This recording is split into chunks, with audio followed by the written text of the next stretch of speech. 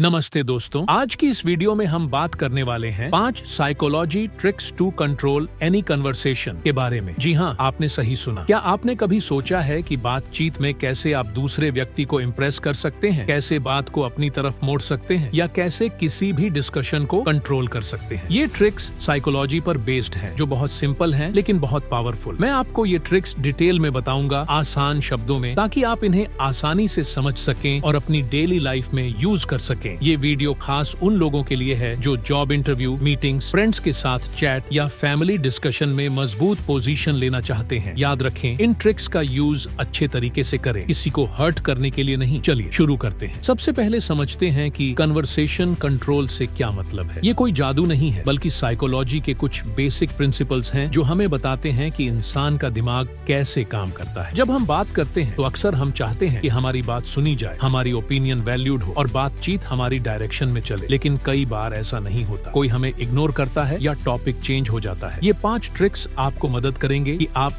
बातचीत को बैलेंस रखें, दूसरे को इंगेज रखें और खुद को कॉन्फिडेंट फील कराएं। हर ट्रिक को मैं एक्सप्लेन करूंगा, एग्जाम्पल दूंगा और बताऊंगा कि इसे कैसे अप्लाई करें। ये ट्रिक्स रिसर्च पर बेस्ड हैं, जैसे रॉबर्ट सियाल्डिनी की इन्फ्लुएंस बुक से इंस्पायर्ड या बॉडी लैंग्वेज एक्सपर्ट्स के आइडियाज से। चलिए पहली ट्रिक से शुरू करते हैं। पहली ट्रिक है मिररिंग। ये बहुत सिंपल है। आप जो व्यक्ति से बात कर रहे हैं उसकी बॉडी लैंग्वेज को सूक्ष्म तरीके से कॉपी करें। मतलब अगर वो हाथ जोड़कर बैठा है तो आप भी वैसा ही करें। अगर वो स्माइल कर रहा है तो आप भी स्माइल करें, लेकिन ध्यान दें ये ओवरडू न करें, वरना लगेगा आप मिमिक्री कर रहे हैं। क्यों काम करती है ये ट्रिक? साइकोलॉजी कहती है कि इंसान उन लोगों से कनेक्ट फील करते हैं जो उनके जैसे लगते हैं। इसे रैपोर्ट बिल्डिंग कहते हैं। जब आप मिरर करते हैं तो दूसरे का सबकॉन्शियस माइंड सोचता है कि आप उसके जैसे हैं और वो आपको ट्रस्ट करने लगता है। इससे बातचीत में आपका कंट्रोल बढ़ता है, क्योंकि वो आपकी बातों पर ज्यादा अटेंशन देगा। एग्जाम्पल, मान लीजिए आप एक जॉब इंटरव्यू में हैं। इंटरव्यूअर अगर अपनी चेयर पर पीछे झुककर बैठा है तो आप भी वैसा ही करें। अगर वो नोट्स ले रहा है तो आप भी कुछ नोट करें। मैंने खुद ट्राई किया है। एक बार मीटिंग में बॉस क्रॉस लेग्स करके बैठे थे। मैंने भी वैसा किया और बातचीत बहुत स्मूथ चली। कैसे अप्लाई करें? शुरू में ऑब्जर्व करें, 5 से 10 सेकंड्स में नोटिस करें उनकी पोजीशन, जेस्चर्स और टोन। फिर सूक्ष्म तरीके से मैच करें। प्रैक्टिस करें मिरर के सामने। ये ट्रिक 80% केस में काम करती है, लेकिन अगर कोई बहुत सेंसिटिव है तो सावधानी से यूज करें। दूसरी ट्रिक है एक्टिव लिसनिंग। कई लोग सोचते हैं कि बातचीत कंट्रोल करने के लिए ज्यादा बोलना चाहिए, लेकिन सच ये है कि अच्छा सुनना ज्यादा पावरफुल है। एक्टिव लिसनिंग में आप न सिर्फ सुनते हैं बल्कि दूसरे की बात को अपने शब्दों में रिपीट करते हैं। जैसे अगर कोई कहे मुझे ये जॉब पसंद नहीं आ रही, तो आप कहें तो तुम्हें लगता है कि जॉब में कुछ कमी है। क्यों काम करती है? साइकोलॉजी के मुताबिक जब कोई फील करता है कि वो सुना जा रहा है तो वो ज्यादा ओपन होता है। ये एम्पैथी बिल्ड करता है और दूसरे को लगता है कि आप उनकी केयर करते हैं। इससे आप बातचीत की डायरेक्शन चेंज कर सकते हैं, क्योंकि वो आपकी बातों पर ट्रस्ट करे। एग्जाम्पल, फ्रेंड्स के साथ डिबेट में अगर फ्रेंड कहे ये मूवी बोरिंग थी, तो आप कहें तुम्हें लगता है कि स्टोरी स्लो थी। फिर आप अपनी ओपिनियन ऐड करें। मैंने डेट पर यूज किया, गर्लफ्रेंड की बात सुनी और रिपीट की, वो इम्प्रेस हुई और बात लंबी चली। कैसे अप्लाई करें? आई कांटेक्ट बनाएं, नॉट करें और की पॉइंट्स रिपीट करें। अवॉइड करें इंटरप्ट करना। प्रैक्टिस के लिए रिकॉर्ड अपनी बातचीत और चेक करें। ये ट्रिक रिलेशनशिप्स में मैजिक करती है। तीसरी ट्रिक है ओपन एंडेड क्वेश्चंस पूछना। बंद सवाल वो होते हैं जिनका जवाब हाँ ना में होता है, जैसे तुम्हें अच्छा लगा। लेकिन ओपन सवाल जैसे तुम्हें क्या अच्छा लगा, जो डिटेल्ड जवाब मांगते हैं। क्यों काम करती है? साइकोलॉजी कहती है कि ओपन क्वेश्चंस दूसरे को ज्यादा बोलने पर मजबूर करते हैं और आप लिसनर बन जाते हैं। इससे आप इंफॉर्मेशन गैदर करते हैं और बात को अपनी तरफ टर्न कर सकते हैं। ये फ्लो कंट्रोल करता है। एग्जाम्पल, सेल्स में कस्टमर से पूछें आपको क्या प्रॉब्लम फेस करनी पड़ रही है, वो डिटेल बताएगा, फिर आप सॉल्यूशन दें। मैंने पार्टी में यूज किया। एक अजनबी से पूछा तुम्हारा फेवरेट ट्रैवल प्लेस क्या है और क्यों। बात घंटों चली। कैसे अप्लाई करें? सवाल शुरू करें क्या, कैसे, क्यों, कब से। अवॉइड हाँ ना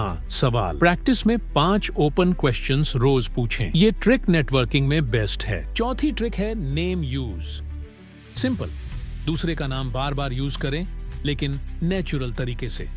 जैसे राहुल, तुम क्या सोचते हो? क्यों काम करती है?